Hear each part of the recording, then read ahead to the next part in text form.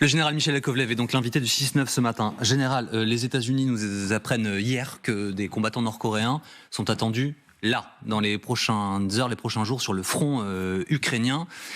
Ça change quoi, concrètement ? Alors, concrètement, sur le front, je ne pense pas que ça change massivement parce que, par exemple, les Russes, ces derniers temps, depuis 6 mois, ils perdent en gros 1000 hommes par jour. Donc 10 000 Coréens égale, on retarde l'échéance de 10 jours, si j'ose dire. Mais c'est le timing qui est intéressant. On est à quelques jours du 5 novembre, l'élection américaine. Et en fait, ces Coréens, ils s'inscrivent dans ce qu'on appelle la théorie de la victoire de Poutine, qui est tout simplement « je durerai plus longtemps ». Que l'Ukraine. Quand l'Ukraine sera abandonnée par ses alliés, elle viendra à genoux, les mains levées vers le ciel, crier pitié. Voilà. Ça peut arriver qu'elle soit abandonnée, les alliés ? Ah oui. Ça arrive ou ça peut arriver ? Alors déjà le soutien occidental est un peu plus mou du genou qu'il l'était avant. Il était à un niveau. Alors attendez, pardonnez-moi, nous allons revenir là-dessus, mais je voudrais un instant quand même, restons sur le sujet de ces soldats nord-coréens. Est-ce que nous réalisons vraiment, général Yakovlev, ce qui est en train de se passer ? On parle de soldats venus d'un pays d'Asie qui viennent se battre sur le sol européen dans une guerre d'invasion. Enfin, c'est ça dont il est question. Est-ce qu'on l'a vraiment bien compris ? Clairement, non. Clairement, le discours... alors, le discours américain est un peu plus énervé que le nôtre, mais il est très contraint par le fait que c'est un mandat qui... bref, l'administration a d'autres soucis, si j'ose dire. Et en Europe, on a un silence assourdissant. On ne se rend pas compte alors, j'aime pas le mot paradigme, mais on ne se rend pas compte du changement de paradigme. À force d'être aussi... alors, l'expression polie, c'est mou du genou, mais il y a pire. Nous invitons la Troisième Guerre mondiale. Un jour viendra où la guerre viendra lécher nos rivages. Et on a beau être la France à l'extrémité du continent eurasiatique, c'est être aussi... ne pas dire ça, c'est une ligne rouge et ne rien faire, c'est une faute. C'est une invitation à l'agression. Nous invitons l'agression tous les jours. C'est une faute des dirigeants européens, c'est une faute d'Emmanuel Macron de ne pas le dire clairement. C'est une faute et un crime, en particulier face à nous-mêmes, de ne pas comprendre qu'il y a plus grave que le modèle social. Il y a plus grave que le modèle social. En 1940, on a compris qu'on n'avait peut-être pas fait assez avant. Ça veut dire quoi ? Qu'il faut que l'effort budgétaire aille plus vers l'armée ? C'est ce que vous êtes en train de dire que vous... C'est un effort sociétal, bien plus qu'un effort budgétaire. Parce qu'à la limite, même si on mettait beaucoup plus de budget, la capacité d'absorption de nos industries, vous voyez ce que je veux dire, on jette 100 milliards d'euros en plus, on ne les dépensera pas. Donc la question n'est pas là. La question est que la société européenne, pas seulement les Français, qu'on se rende compte que non seulement la guerre est revenue sur le continent européen, mais que c'est nous la cible. C'est pas l'Ukraine. L'Ukraine est un prétexte. La cible, c'est nous. Et mon général, l'une des grandes difficultés, j'ajoute une couche supplémentaire, c'est pas que non seulement on a des Nord-Coréens sur le sol européen, mais on a désormais 2 puissances nucléaires. On avait déjà du mal face à une, on ne savait pas par quel bout la prendre. Maintenant, on en a 2, parce que la Corée du Nord, elle a aussi l'arme nucléaire. Oui. C'est une nouvelle escalade dans le bonheur, hein, comme on dit. Hein. Voilà, et on est là, et on est en train de regarder l'histoire se faire sans nous. Alors, si on veut avancer, général Yakovlev, que faut-il faire ? Quelle est la réaction appropriée? Beaucoup, vous notamment, avez décrit au fur et à mesure que les semaines passaient, que les mois passaient, une forme de mollesse de la réaction européenne face à Vladimir Poutine. Alors maintenant que nous sommes face à ce que vous décrivez, vous, comme un péril de Troisième Guerre mondiale, il faut faire quoi? Oui, déjà se réveiller. Depuis 2 ans déjà, et puis j'entends, je suis pas le seul, hein, j'entends souvent sur les plateaux ici, réveil. Il faut crier au réveil. On n'est pas dans le même monde. Le monde a changé et on continue à préserver ce monde, notre modèle social, notre modèle militaire, notre modèle de recrutement, notre modèle notre organisation économique. Qu'est-ce que vous souhaiteriez? La question, c'est pas pourquoi, c'est comment. Comment vous faites?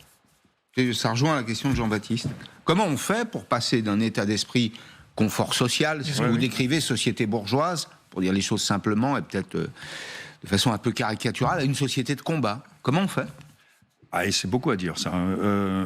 C'est facile à dire, il n'y a qu'à avoir une classe politique plus consciente. Oui, vous voyez ce c'est que ça. je veux dire. Alors, je suis d'accord, il y a beaucoup de il n'y a qu'à. Mais au départ, c'est un réveil. Aucun membre de la classe politique française n'est dans le mode réveil. On continue à s'engueuler pour des choses qui après passeront pour des pécadilles. Comment avons-nous pu être aussi négligents de ce qui se passait autour de nous? Là, donc, comment on fait? Moi, j'ai l'impression de crier dans le désert, mais je ne suis pas le seul. Maintenant, après, comment on fait? C'est un changement de politique, c'est un changement de culture. Pardonnez-moi pour essayer d'être concret, général. Je me souviens, je l'ai rappelé à plusieurs occasions, qu'il y a 2 ans, au déclenchement de cette guerre, nous envoyions des casques, des gilets pare-balles. Nous ne voulions pas être co-belligérants. C'était l'expression utilisée partout. Aujourd'hui, nous avons formé des pilotes F-16, nous vendons des canons César, des batteries patriotes, je dis nous, l'Occident, au sens où Poutine l'a décrit. C'est quoi l'étape d'après alors? C'est-à-dire que de la même manière que les Nord-Coréens s'engagent sur le terrain, il faut que l'OTAN, ou il faut que des puissances, de façon indépendante, envoient des combattants? Par exemple, on peut ne pas envoyer des combattants, mais envoyer de la protection aérienne. On peut dire, on va faire une no-fly zone au-dessus de l'Ukraine. Nous allons prendre à notre charge, depuis des bases hors d'Ukraine, la protection du ciel ukrainien. Et ça, c'est entrer en guerre avec la Russie. Si nous abattons demain un avion russe? C'est pas faux. C'est pas faux. Ils sont en guerre avec nous. Ils le disent. Ils sont en guerre avec l'OTAN. Et soit dit en passant, flinguer un avion russe qui vient de lancer une bombe de 2000 kilos sur un hôpital ukrainien, oui, qu'est-ce que vous voulez que je vous dise? Il avait qu'à pas tirer sa bombe. On peut restreindre. C'est pas une guerre contre la Russie, c'est une opération contre les opérations. Là, Poutine dit, c'est pas une guerre, c'est une opération militaire spéciale. Et nous, on dit, c'est une opération militaire spéciale, c'est pas une guerre. On n'est pas en guerre contre la Russie, c'est juste qu'on fait une opération militaire spéciale contre vos avions qui larguent des bombes. Étendre la protection de l'OTAN, la protection aérienne de l'OTAN sur l'Ukraine, c'est techniquement possible, c'est parfaitement légal, c'est politiquement contrôlable au sens on va se donner des limites, etc., etc. Et ça signifierait, ça serait une réponse à tous les changements, les sauts de ligne qu'a fait Poutine. C'est maintenant, il y en a marre. Et là, depuis, les Iraniens lui ont donné des missiles balistiques, les Coréens aussi, et maintenant il y a des soldats coréens et tout. Et on est là, c'est absence de réaction. Il est temps de dire, c'est la fin de la récré. Général, des soldats nord-coréens donc sont à Koursk pour combattre l'Ukraine. Pour dire les choses simplement, dans quelle mesure est-ce que cela change la nature de cette guerre? On est une nouvelle étape dans l'internationalisation du conflit. C'est pas un changement de nature, en fait. On est dans la logique de Poutine. Poutine a besoin de démontrer que ses ressources sont inépuisables. Et que donc on l'aura pas à l'usure. Point. Et du coup, les Coréens arrivent quelques jours avant l'élection américaine, où le résultat peut être une catastrophe pour l'Ukraine. Et donc, on est dans les semaines qui peuvent décider est-ce que l'Ukraine met les pouces sur le chiffre, 40% de la dépense publique consacrée à la défense, c'est durable, ça? Non. Ça tient longtemps, ça? Non. Alors, je ne suis pas économiste comme vous, mais de ce que je lis, mettons, la guerre que font les Russes à l'Ukraine, à ce rythme-là, n'est pas soutenable. Sauf s'ils continuent de vendre du pétrole et du gaz mais ça ne suffit pas. Oui, alors, ils vont continuer. De toute façon, ça les arrange bien, les Indiens et les Turcs. Mais, donc ça continuera. D'autant plus qu'ils ont trouvé des moyens de financement avec le M-Bridge qui contourne les restrictions du dollar. Concrètement, si Donald Trump, puisque c'est ça que vous dites en filigrane, est élu le 5 novembre, il se passe quoi pour l'Ukraine? Je pense que c'est une mauvaise nouvelle pour l'Ukraine. C'est l'abandon de l'Ukraine, je pense. Et la raison pour laquelle je pense qu'un Trump élu, ou même avant d'être élu, soit dit en passant, abandonnerait l'Ukraine, elle est très basique. Trump n'aime pas Zelensky. C'est aussi con que ça. Pour Trump, ça suffit. Zelensky n'a pas fait n'a pas rendu service à Trump quand il lui a demandé, il était président à l'époque, et il a demandé à Zelensky d'orchestrer une inculpation politiquement motivée de Hunter Biden, le fils de Biden. Et Zelensky dit, je sais pas, moi je suis un État de droit, on a beau être corrompu, on est quand même un État de droit, je sais pas faire ça. Et moi je peux pas. Et il a dit non. Depuis ce jour-là, Trump s'est dit, ok, je vais te régler la feuillure, camarade. Tu vas comprendre. Donc ça va se régler comme ça. Et pour cette raison-là, une raison purement personnelle de haine et de mépris de Trump pour Zelensky. Point. L'Ukraine n'a rien à voir avec ça. Général Yakovlev, Vladimir Poutine a commencé cette invasion seul, alors 2014. Je précise que les Ukrainiens parlent maintenant d'invasion totale. Pour eux, l'invasion, c'est 2014. Les Nord-Coréens sont en train d'arriver et les discussions avec le régime iranien sont en train d'avancer entre Moscou et l'Iran. Est-ce qu'il y a là un nouvel axe d'alliance que nous devons, nous, occidentaux, dans la façon dont une nouvelle fois Poutine nous décrit, regarder avec encore plus d'attention? Est-ce que c'est un péril? Ah oui, bien sûr que c'est un péril, oui, vous avez raison de le dire. Non, mais est-ce que c'est un péril en action? C'est ça que je veux dire. Est-ce que ce qui se passe là avec les Nord-Coréens qui arrivent, c'est la première étape Dans l'esprit de Poutine, ça n'est que la première étape. Alors, dans l'esprit des Chinois, c'est pas forcément une étape qu'ils applaudissent des deux mains. C'est ça. Donc, il y a Poutine, malgré le sommet de Kazan, là, du BRICS, il n'a pas réussi à transformer les BRICS en alliance effective, en nouvel axe du monde. Pas de monnaie commune, pas d'assurance commune. Voilà, et puis c'est pas une alternative. Donc voilà, il y a trop de divergences entre les pas membres. De substitut au modèle SWIFT d'échange interbancaire. Alors ça commence à se faire. Mais quand même ça.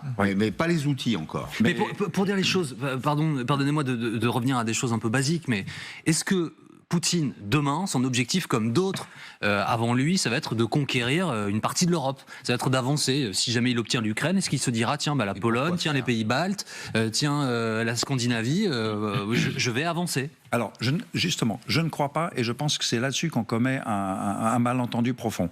Poutine, depuis le début, il le dit ouvertement, il en veut à l'OTAN. C'est pas la même chose qu'envahir des pays de l'OTAN. Il veut que l'OTAN s'effondre, que l'OTAN arrête, que le siège de l'OTAN soit mis en vente, que tout le monde rentre à la maison, etc., etc. Et ce jour-là, le jour où il y aura plus d'OTAN, plus de garantie collective en Europe, eh bien Poutine pourra parler à chacun des pays d'Europe en disant t'es au courant de la hiérarchie des nations, que je suis quand même plus gradé que toi. Donc là, quand tu décides de faire ça et ça m'arrange pas. Alors tu arrêtes. Donc, par exemple, l'Estonie, tu fais ci ou ça, la Finlande, même l'Allemagne. Vous voyez, donc c'est pas une invasion physique dont il a besoin. C'est simplement une soumission pays par pays, au cas par cas. Et nous, en France, on est très tranquille parce qu'on est loin. Ouais. L'Allemagne est moins loin. Justement, je reviens au point évoqué précédemment, c'est la possibilité de l'élection de Trump. Donald Trump a dit les choses très clairement. Il a dit aux Européens, soit vous payez, soit l'OTAN, c'est terminé. Les États-Unis sont principaux contributeurs de l'Alliance transatlantique. Est-ce que c'est ça, finalement, le risque, si je boucle notre conversation, avec l'élection de Trump, c'est que Trump laisse l'Europe sans les États-Unis, donc gérer seul cette alliance? Oui, sur ce coup-là, il a raison. Il a raison. Je veux dire, l'Europe doit payer pour sa défense. Il faut qu'on arrête d'être, comme disent les Américains, les free riders, les bénéficiaires. On est accroché à lui comme une sangsue et on profite du système de sécurité américain. C'est vrai, il a raison. Alors la France est plutôt... nous, on est toujours resté autonome et on a considéré que notre défense dépendait de nous. Voilà. Et on a l'arme nucléaire. Et on a l'arme nucléaire, mais c'est vrai, tous les autres. Les Allemands ? Non, c'est ça que vous voulez dire ? Fondamentalement, les Allemands. Il n'y a pas que les Allemands. Mais, une vingtaine de pays sont pas... Mais le plus gros, c'est quand même les Allemands. Mais regardez, l'Italie est un bon élève, soit dit en passant. L'Italie paye plus en matériel conventionnel que nous. Son budget d'équipement est inférieur au nôtre, mais quand on retire la part du nucléaire, l'Italie se paye plus de matériel que nous. Quand on regarde ça, quand on regarde le budget militaire de l'Allemagne, qui historiquement depuis la Seconde Guerre mondiale inexistant est passé à très conséquent par rapport à ce qu'il était il y a 50 ans, la France, qui a une loi de programmation militaire, tout le monde est en train de se réarmer en fait, Général Yakovlev. Alors, tout le monde est en train de reconstituer en tout cas, et c'est... Non, non, on n'est pas en train de se réarmer, parce qu'on est parti de tellement bas qu'on est en train pour l'instant d'éviter de continuer à couler. C'est ça la vérité. Le bateau continue à descendre. Alors on va le renflouer et ça va remonter. Alors là, la France est une exception en Europe. Par la première loi de programmation du président Macron, on a comblé les brèches 5 ans avant les autres. Donc nous maintenant, nous les Français, nous parlons de réarmement, de nouveaux matériels, voilà, mais et de réarmement industriel. Encore que bon. Ça part doucement. Mais les autres pays, les autres pays sont pas encore dans le réarmement. J'ai encore une question peut-être un peu plus politique. Une partie notamment le Rassemblement national, estime que la France doit être souveraine, doit parler seule, en sa propre puissance, parce qu'elle est une nation dotée. Est-ce que c'est encore une réalité? Est-ce que ça fait un sens, ou est-ce que ça fait sens aujourd'hui face à Poutine qui va chercher le soutien nord-coréen, le soutien iranien, etc., etc. Ce qui fait sens vis-à-vis de Poutine, c'est l'unité des Européens. Et depuis 2014, en gros, il en a vu les limites et Trump va secouer le bateau. Si ça se trouve, Trump sera une bénédiction pour l'Europe. Ça provoquera le réveil. Oui. Merci beaucoup, Général Yakovlev, d'avoir été avec nous ce matin en direct. Pour déclarer la Troisième Guerre mondiale. Sur LCI. J'espère que vous aurez tort. J'espère avoir tort, absolument.